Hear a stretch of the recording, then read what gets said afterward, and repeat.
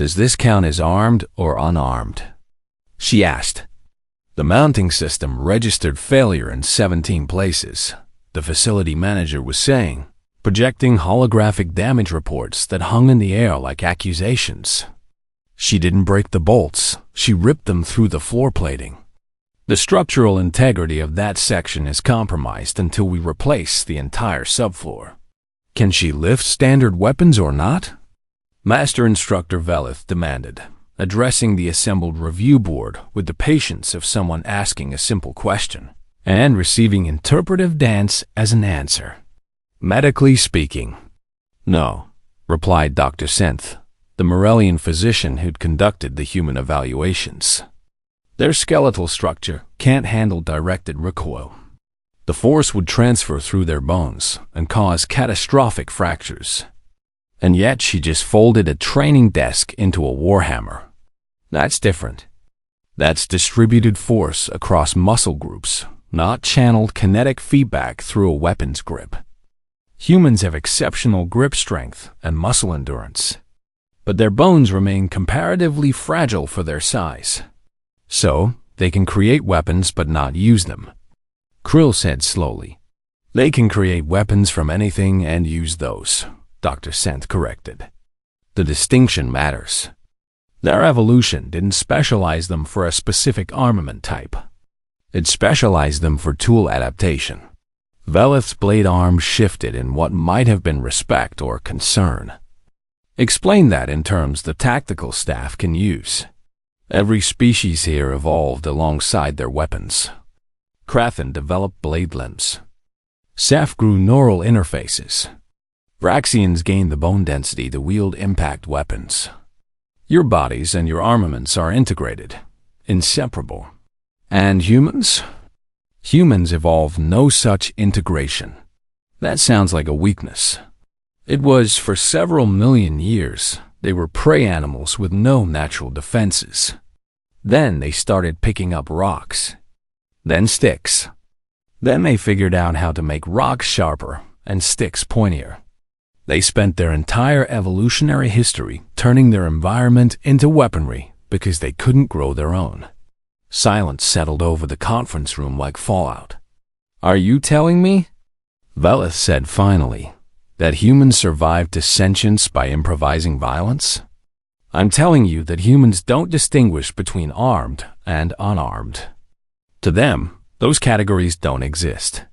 There's only the current tactical situation and whatever objects are available to modify it in their favor.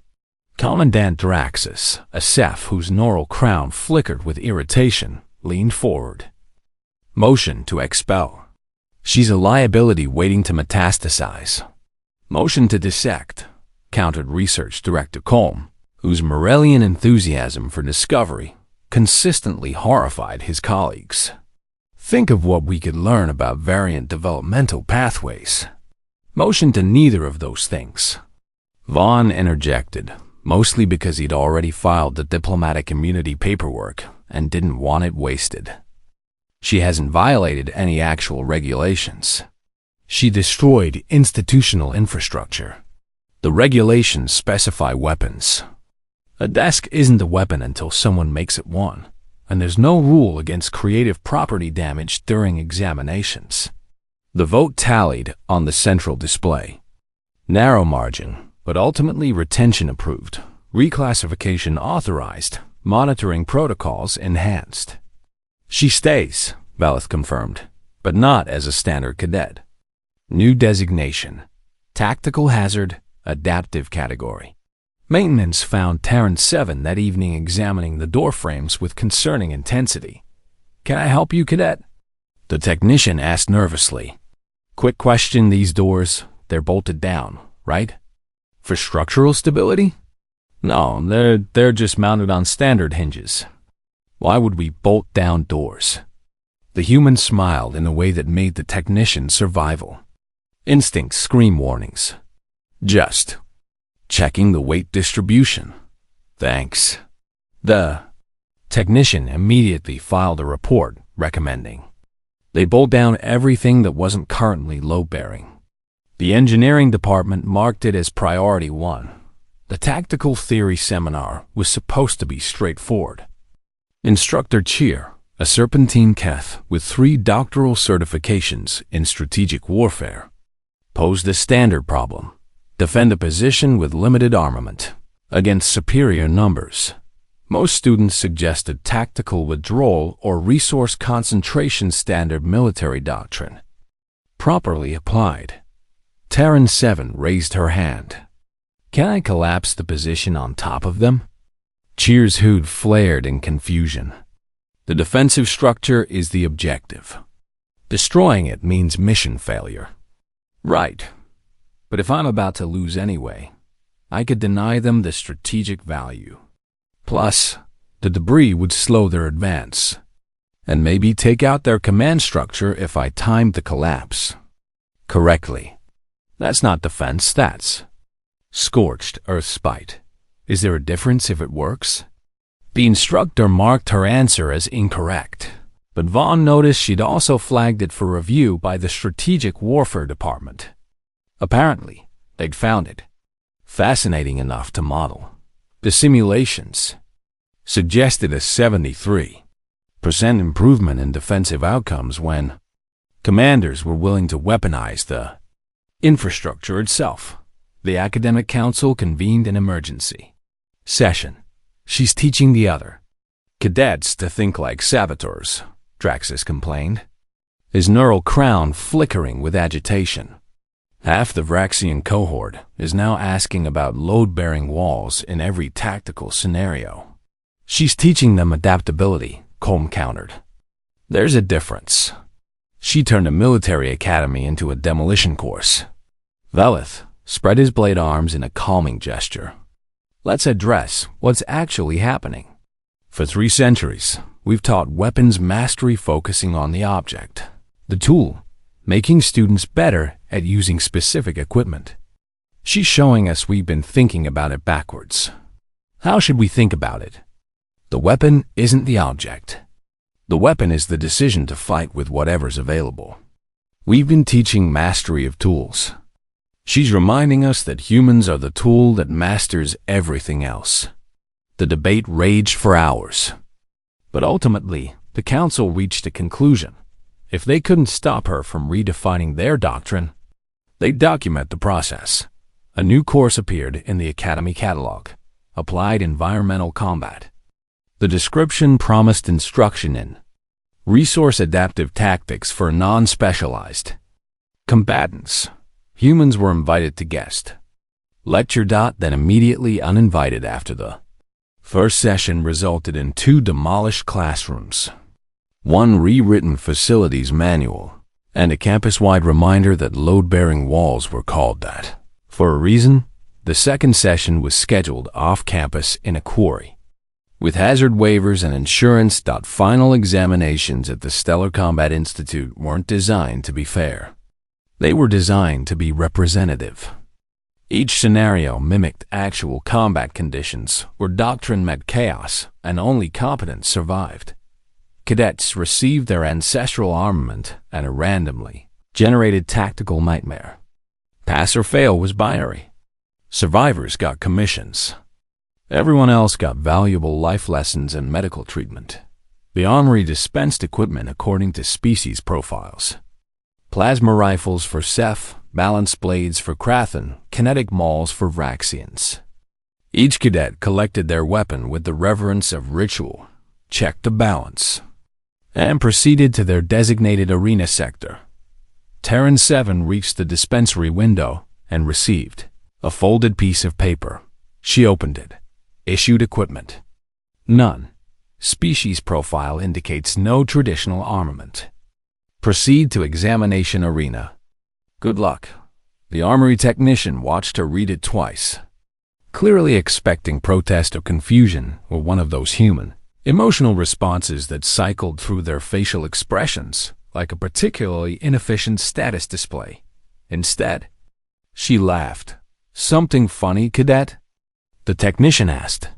You have no idea how much this feels like home. The examination scenario was elegantly simple. Defend checkpoint. 7. Against automated combat drones programmed with adaptive tactics. Duration: 20 minutes. Failure conditions: checkpoint breach or cadet incapacitation. The defensive position included standard barriers, an elevated platform for tactical overview, and absolutely nothing resembling a weapon. Instructor Krill observed from the control booth, alongside a collection of senior staff who developed what Vaughn privately termed morbid human curiosity. "She's just standing there," noted Commandant Draxus, "probably calculating angles of approach," Velith suggested. "Or she's frozen with panic," Krill offered, though he suspected that wasn't accurate. The human had the posture of someone solving an equation, not facing execution. Terran 7 walked the perimeter of the checkpoint slowly, running her hands along the defensive barriers. They were modular composite panels designed to absorb energy fire and redirect kinetic impacts. Each one massed approximately 80 kilograms and locked into position with electromagnetic clamps. She started disconnecting them. "What's she doing?" Draxus demanded. "Failing, presumably," Krill said, though his voice lacked conviction. The first barrier came free with a magnetic pop that echoed through the arena. She hefted it vertically, testing the weight distribution, then moved to the second barrier and the third. Within 90 seconds, she dismantled the entire defensive position that was supposed to protect her, stacking the panels in a configuration that looked disturbingly intentional. The examination timer hit the 2-minute mark. Combat drones activated and swarmed into the arena from multiple vectors, their targeting systems immediately identifying the checkpoint and the undefended human standing in its center. She picked up the stacked barriers. All of them. The monitoring equipment registered the lift as a structural anomaly. 500 kilograms of composite armor balanced across her shoulders like some ancient warrior's shield wall made mobile. She crouched behind the makeshift fortress and started moving. Not retreating, advancing. "By every tactical principle I know, that shouldn't work," Velis said quietly. The drones opened fire. Energy bolts splashed against the barrier fortress. Each impact absorbed and dissipated exactly as the panels were designed to do. But the panels weren't stationary anymore. They were a moving bunker with a very angry human inside, closing distance on the drone formation with the inevitability of a geological process. She crashed into the first drone cluster like a mobile avalanche. The barriers became both shield and weapon, their edges sharp enough to shear through drone casings, their mass sufficient to simply crush anything that couldn't evade. She swung the entire assembly in wide arcs, creating zones of absolute denial where drones could either retreat or be converted into expensive debris. She turned the defensive position into a siege weapon, Krill said, and he couldn't quite keep the awe out of his voice. She turned the exam into ammunition, Vaughn corrected. 12 minutes into the scenario, Terran 7 had eliminated 17 drones and modified her barrier fortress once to add serrated edges from drone wreckage, once to incorporate a drone's intact propulsion unit as a battering ram. The remaining drones had adapted their tactics, attempting ranged suppression, fire from elevated positions. She solved that problem by throwing one of the barriers like a discus. The panel flew with the rotation of a circular saw and the trajectory of something that had personally offended physics. It bisected 3 drones mid-flight before embedding itself in the arena wall with enough force to crack the reinforced plating. "That's not possible," Draxus whispered. "She just made it very possible," Colm replied, and Vaughn could hear the researcher already composing academic papers in his head. The human collected her thrown barrier, reintegrated it into her mobile fortress, and continued methodically destroying every drone that entered her engagement range. She moved with the efficiency of industrial equipment. No wasted motion, No hesitation. Just the steady application of force to problems until they stopped being problems. The timer hit 20 minutes. The scenario ended. The checkpoint remained secure. Terran 7 stood in the center of the arena, surrounded by drone fragments and holding a defensive installation that was now technically a war. Crime in 6 systems. She was breathing hard, but grinning. Does this count as pass? She called toward the observation booth. The silence in the control room was absolute. Then Velith began what his species called the blade song, rhythmic clicking of limbs that signified respect between warriors. One by one, the other instructors joined, even Draxus, whose neural crown flickered with what might have been grudging admiration. Krill activated the communication channel. Cadet Terran 7, you have passed your final examination with notation. What kind of notation? The kind that goes in strategic warfare. Textbooks. The after-action review lasted 3 hours and produced 17 pages of documentation. That would eventually revolutionize combat doctrine across 4 sectors. Instructor Krill delivered the final assessment personally, because some traditions mattered even when they'd just been thoroughly disassembled and repurposed. Cadet Terran 7, you were issued no weapon because your species profile indicated no traditional armament. You proceeded to treat the examination environment itself as your armament. In doing so, you demonstrated the fundamental principle we've been teaching incorrectly for 3 centuries. The human tilted her head slightly. Which is, we've been teaching weapon mastery focusing on the object, the rifle, the blade, the maul, making our students better at using specific tools. You taught us we've been thinking about it backwards. How should you think about it? Krill's forearms gestured to the recorded footage, still playing on the monitoring screens. The weapon isn't the object. The weapon is the decision to fight with whatever's available. We built this academy to teach mastery of tools. You reminded us that humans are the tool that masters everything else. Terran 7 was quiet for a moment, then nodded. We're pretty good at that, yeah? 3 weeks later, the Stellar Combat Institute announced the new curriculum edition, Applied Environmental Combat.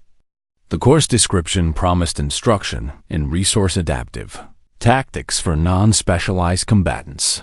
The first class drew students from 17 species, all eager to learn what their instructors were calling the human approach. Terran 7 stood before them in the quarry training ground, surrounded by rubble, abandoned equipment, and structural debris.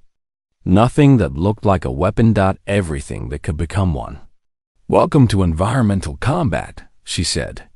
First lesson, there's no such thing as unarmed. There's only unprepared. Second lesson, if you can lift it, you can fight with it.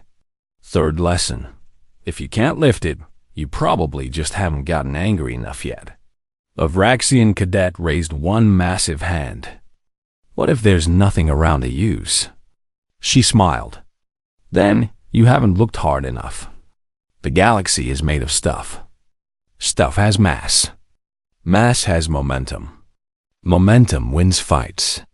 Any questions? Lieutenant Cale Vaughn, watching from the observation post, made a note in his personal log. We invited them to teach improvisation. They're teaching us that we've been improvising wrong. The galaxy is not prepared for what happens when humans decide to share their homework. The commandant asked if that was a threat assessment. Vaughn replied that it was a weather forecast. The storm was already here. And it was carrying a duffel bag that violated at least 3 laws of reasonable biomechanics. The end. The Stellar Combat Institute's landing platform had sensors calibrated for everything from featherweight Morellians to hulking Vraxians who massed half a ton. What it didn't have was a protocol for someone who violated the fundamental laws of reasonable biomechanics while eating a sandwich. Lieutenant Cale Vaughn watched through the administrative observation deck as the Human cadet stepped off the transport shuttle. She carried a duffel bag slung over one shoulder that, according to the embedded weight sensors, massed approximately 240 kilograms. She chewed with the casual indifference of someone waiting for public transit, not someone carrying enough weight to crush most species. That can't be accurate, Vorn muttered, his mandibles clicking in irritation. The Krathan administrator's blade arms twitched as he recalibrated the sensors for the third time. Calibrated this morning? Replied Thissa, a Morellian whose crystalline form refracted overhead lights into judgmental rainbows across the desk. Either your primate is carrying a neutron star fragment, or her species has a very different relationship with load-bearing exercises than we anticipated. She's not my primate, Vaughn said flatly. You sponsored the diplomatic admission under duress. Still counts. The automated doors hesitated for a full 2 seconds before opening an eternity in processing time. The delay meant structural integrity sensors were calculating whether her passage would compromise the building's foundation. Inside, the intake office smelled like disinfectant and bureaucratic anxiety. The human sat in a chair that groaned under what Vaughn now suspected was actual gravitational distortion rather than simple mass. She filled out forms on a datapad with blunt fingers that kept accidentally triggering adjacent fields. Name? Vorn said, reading from his screen. You have it already. Protocol requires verbal confirmation. Then your protocol needs an efficiency review. Vorn's mandibles twitched again. This was going to be a very long assignment. Preferred designation for Academy records? The human looked up, and Vaughn noticed her eyes had the particular focus of persistence predators, the kind that didn't chase prey so much as simply refused to let it escape. Earth had birthed some genuinely alarming fauna, and looking at her, Vaughn understood why humans had survived long enough to develop space travel. Whatever you want, she said. Earther. Terran. The diplomatic mistake. I'm flexible. We'll use cadet designation Terran 7. There are 6 others here? No, but we're planning for the worst. She smiled at that, which somehow made it worse. Walk me through this again, said Instructor Krill. All 4 of his arms folded in a configuration that suggested he'd rather be anywhere else. We have a species. That species applies for Academy admission. We accept on diplomatic grounds. And then we discover we cannot actually arm them. Correct, Vaughn confirmed. So we've admitted a student to a combat institute who cannot participate in combat. She can participate, just not with conventional weapons. Krill's primary eyes narrowed dangerously. Lieutenant, the entire institutional framework of this academy is built on weapons mastery. The Krathens study blade work. The Ceph interface with neural firearms. The Draconids use plasma projection. Every species brings their evolutionary advantage, and we refine it into military excellence. What exactly does a human bring? Vaughn pulled up the medical report on the central display. Dense text filled the holographic projection, most of it highlighted in warning colors. Endurance, tool use, pattern recognition, persistence hunting instincts, and according to this, something called spite-based. Problem solving, though I think that might be a translation. Error. None of that constitutes a weapon, which is why she's been assigned to the unarmed combat. Track. Krill's blade arms spread in the gesture his species used for profound confusion. We don't have an unarmed combat track. We do now. Congratulations on your new curriculum development. Project. I hate you. Get in line. Terran. 7 found Vaughn in the equipment bay 3. Hours later, while he was reviewing inventory manifests and contemplating the career choices that had led him to this moment. Question, she said, not waiting for acknowledgement. Where's the heavy objects room? Vaughn looked up from his datapad. The what? Heavy objects room. For training, lifting, throwing, general manipulation of mass under combat conditions. We don't have one of those. She blinked. How do you train then? With weapons. This is a weapons academy. Right. But before the weapons, how do you build the foundation? The foundation is the weapon. Each species evolved alongside their primary armament. A Krathan is born with blade limbs. A Ceph's neural interface develops in adolescence. The weapon isn't separate from the body, it's an extension of it. The human was quiet for a moment, and Vaughn watched something shift behind her eyes. Not quite understanding, more like she was recalibrating her entire framework for the conversation. So you're saying everyone here has a built-in weapon? Something they were born to use? Yes, and you think humans don't. Your medical scans were definitive. No specialized combat anatomy. No reinforced skeletal structure for weapon recoil. No, she interrupted. We weren't born with weapons. We were born as weapons. There's a difference. Before Vaughn could ask what that meant, she turned and walked toward the training floor. Her footsteps registered on the structural monitors with the steady rhythm of something. Much heavier than it appeared. The system flagged her movement as a potential seismic event. Vaughn decided everything was probably fine. Weapons. Qualification day at the Stellar Combat Institute followed a tradition older than most star charts.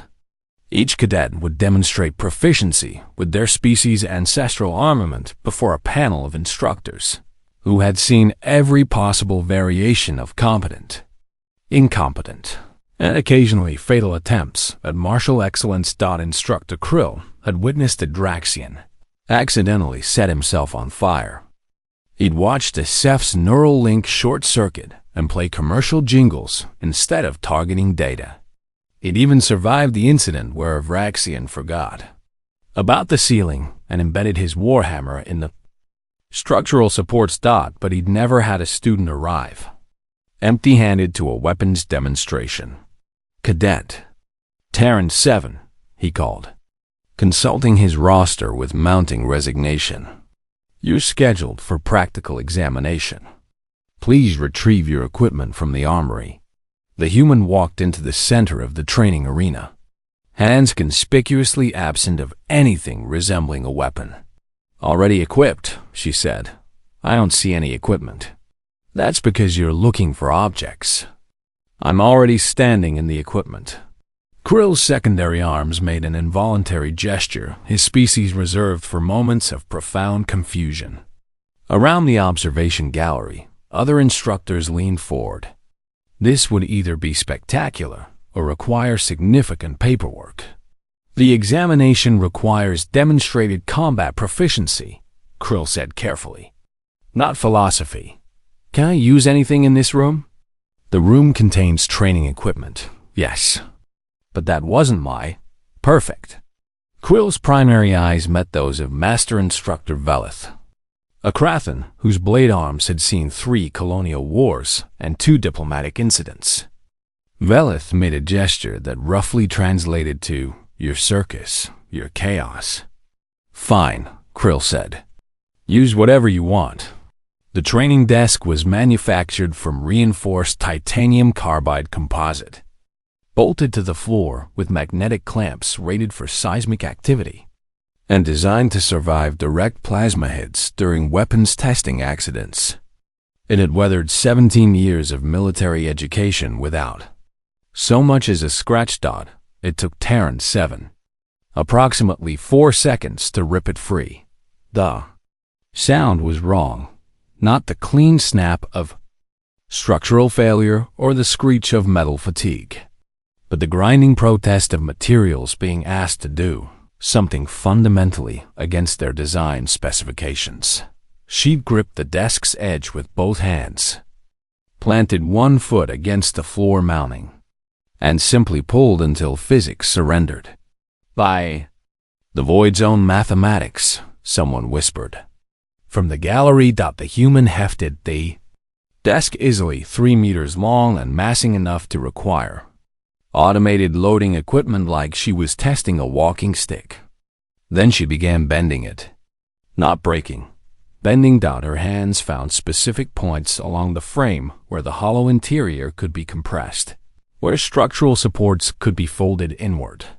She worked with the focused efficiency of someone following a mental schematic, reshaping the desk through pure grip strength and an apparently intimate understanding of material stress points. 30 seconds later, she held something that was no longer recognizably furniture.